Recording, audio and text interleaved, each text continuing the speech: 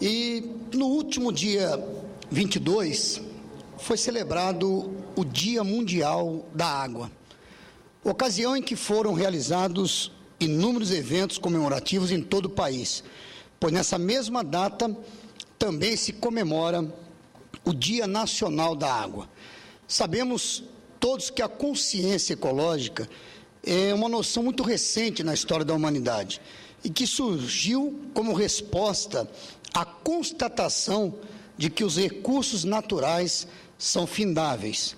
Sabemos também que de todos os recursos essenciais à preservação da vida e da qualidade de vida, a água é o que mais preocupa, embora a Terra seja conhecida como planeta água em razão de 3/4 de sua superfície serem cobertos por esse precioso e indispensável líquido.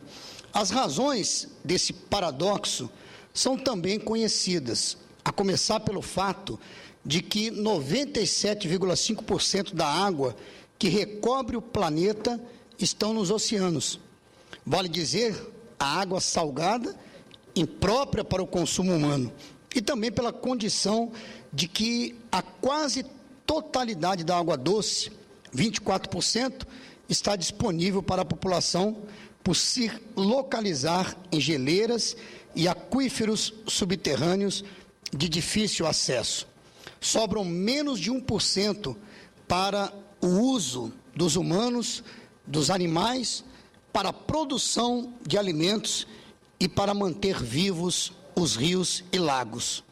Tudo isso sem considerar que grande parte da água doce do planeta está seriamente comprometida pela poluição, um bem que é essencial à vida, mas que neste caso torna-se meio transmissor de doenças. Essas condições, senhor presidente, foram determinantes para que autoridades diversas, cientistas e ambientalistas, reunidos no Rio de Janeiro em 1992, na Conferência das Nações Unidas para o Meio Ambiente e Desenvolvimento, que ficou conhecida como Rio 92 ou Eco 92, instituíssem o Dia Mundial da Água e divulgassem a Declaração Mundial dos Direitos da Água. O objetivo dos participantes da Rio 92 foi chamar a atenção da comunidade internacional para a necessidade de evitar o desperdício e de preservar a qualidade da água para uso da atual e das futuras gerações. Quando olhamos para as formas de utilização da água doce no mundo, verificamos que 70% dela é gasta na agricultura, 22% na indústria e apenas 8% em uso doméstico. É importante destacar que em todas elas o desperdício é muito alto. Pela primeira vez na história da humanidade, mais da metade da população mundial está vivendo nas cidades. Ao todo, são 7 bilhões de pessoas que necessitam diariamente de água tratada para beber, fora o que é usado para produzir alimento e outros bens, inclusive a criação de animais. Como já destacamos, 1 quilo de carne, por exemplo, exige o consumo de 15 mil litros de água, enquanto 1 quilo de trigo consome 1.500 litros de água. Hoje, já se busca o desenvolvimento de processos de redução da chamada pegada hídrica, que, embora não seja algo tão simplista, nada mais é do que o emprego de novas formas de gestão para o consumo sustentável da água doce. Por esses processos, a água será considerada um dos itens, se não o principal, que comporão os produtos comercializados, sejam eles de origem industrial ou agrícola. Isso implicará, no futuro próximo, numa maior valorização daqueles produtos que forem produzidos com menor quantidade de água. No Brasil, país que detém entre 12% e 13% dos recursos hídricos do planeta, só nos últimos anos se intensificaram as campanhas de conscientização e os esforços para a manutenção da oferta de água em condições regulares. A abundância de água em nosso território, entretanto, não nos permite atitudes descuidadas, a começar pelo fato de que 73% da nossa oferta hídrica está na Amazônia, distante dos grandes centros de produção e das grandes concentrações humanas.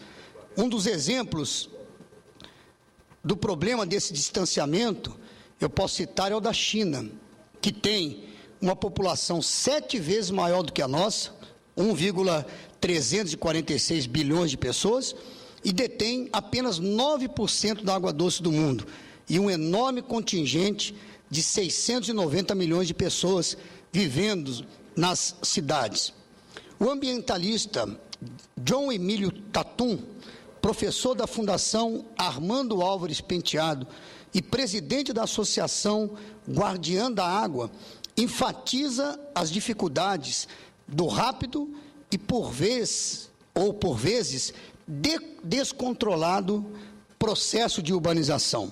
Esse crescimento explosivo da população urbana, diz o ambientalista, impõe desafios sem precedentes, entre os quais a falta de suprimento de água e serviços de esgotamento sanitário são os mais preementes e lesivos. Por outro lado, senhor presidente, senhoras e senhores senadores, o emprego de novas e renovadas tecnologias no tratamento de água e de esgotos é uma notícia alvissareira, inclusive pelo fato de já estar sendo aplicada em algumas cidades brasileiras. Refiro-me à eletrolítica. A técnica do método eletrolítico no tratamento de esgotos não é nova. Vários países já usaram ou testaram esse processo, porém os resultados na época não foram muito satisfatórios.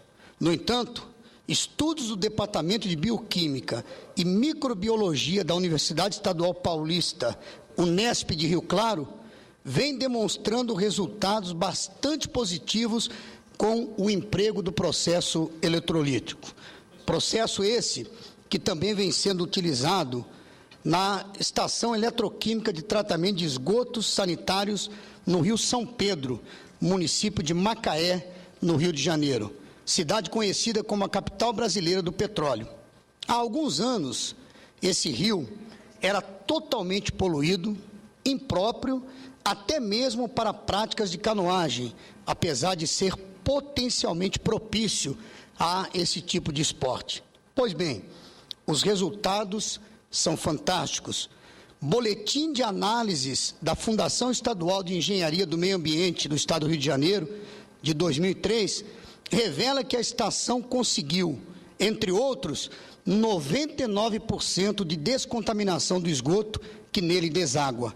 Em geral, são usados 2 tipos de sistemas de tratamento de água: o biológico, pelos métodos aeróbico e anaeróbico, e o físico-químico, com a aplicação de produto químico, considerado um método convencional, e um método eletrolítico, do qual estamos aqui falando.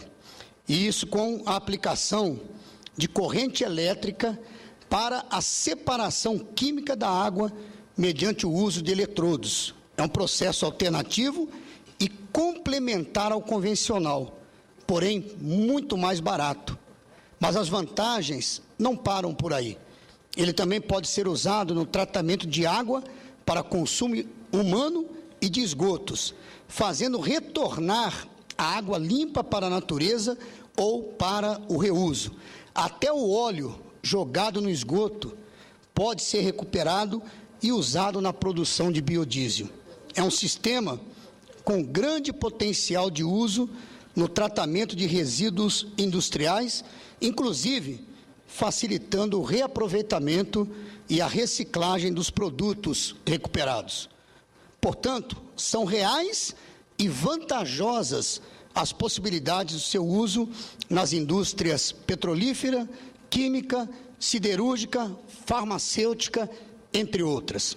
Antevejo os benefícios do emprego da tecnologia eletrolítica, tanto do ponto de vista sanitário, pela redução ou mesmo pela eliminação de micro-organismos contaminantes, quanto ambiental, pela diminuição de substâncias químicas de grande potencial poluidor presentes na água, a exemplo dos metais pesados.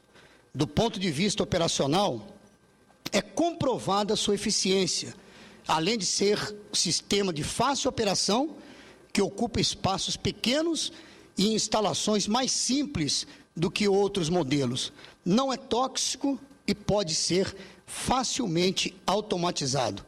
Em termos econômicos, o processo eletrolítico requer menor investimento em relação aos sistemas convencionais, tem menor custo operacional, demanda menor tempo de instalação, tem baixo consumo de energia e custo de manutenção, além de possibilitar o reaproveitamento da água e dos resíduos tratados. Trata-se de um método simples, se comparado aos demais processos empregados em sistemas convencionais de tratamento de água. Basicamente, é usado o reator com barras ou placas de eletrodos, que, ao serem energizados, fazem o processo de eletrólise a partir da entrada do esgoto bruto no sistema. Com a passagem da corrente elétrica no meio aquoso, há uma quebra das moléculas, momento em que a água se separa dos resíduos sólidos que se transformam em pequenos flóculos. Eu até acrescento que, participando de uma demonstração, de um teste de laboratório, juntamente com o professor Sérgio Lemberg, que é pesquisador dessa tecnologia, eu pude ver ali em loco o tempo e o processo sendo efetivado. E foi usado como teste, primeiro, uma água que foi contaminada com um corante, e no momento que foi feita a eletrólise, em poucos segundos, o corante se separou da água, flocando e flutuando. E o mais interessante, na quebra das moléculas, uma vez quebradas as moléculas, o resíduo não se mistura mais à água. E a água, imediatamente, ela já pode ser lançada para reuso. Então, uma tecnologia que, conhecendo, eu realmente fiquei admirado. E também foi feito um teste, e o professor explicava, com a estação pronta, ela toda computadorizada, e ela toda através de elementos, através de toda a computadorização do sistema. Imediatamente quando o esgoto entra, ali nós já temos a alcalinidade da água, o pH, tudo ali já é controlado a partir dos testes de laboratório, e então o tratamento se faz de maneira muito rápida. Num país como o nosso, onde apenas 16% dos esgotos são tratados, eu vou reforçar isso, no nosso país, 16% dos esgotos são tratados, o que apresenta baixo ou baixíssimo índice de reaproveitamento da água, e que está na expectativa de um aumento da produção de petróleo com a descoberta do pré-sal, bem como o avanço do agronegócio. O uso de tecnologias como essa é motivo de alegria e renovação da esperança de uma vida melhor, nossa e das gerações futuras. Entretanto, senhor presidente, não basta garantir o fornecimento regular da água, é preciso, sobretudo, garantir a sua potabilidade.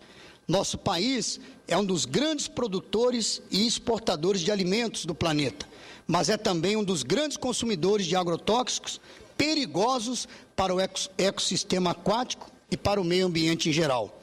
O constante crescimento do consumo mundial de água, a diminuição das reservas hídricas, a poluição dos rios e dos lençóis hídricos por esgotos domésticos e industriais e por agrotóxicos e o processo de desertificação mundial são realidades que nos impõem a obrigação e a responsabilidade de tratarmos os efluentes lançados no meio ambiente.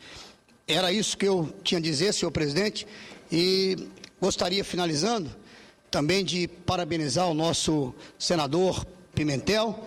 Hoje nós aqui aprovamos o FUNPRESP, e como falamos na comissão de CCJ, vimos ali que na questão do mérito houve uma convergência quase que unânime por parte dos senadores. Então eu quero parabenizar aqui o nosso relator do FUNPRESP, o senador Pimentel. Presidente, obrigado.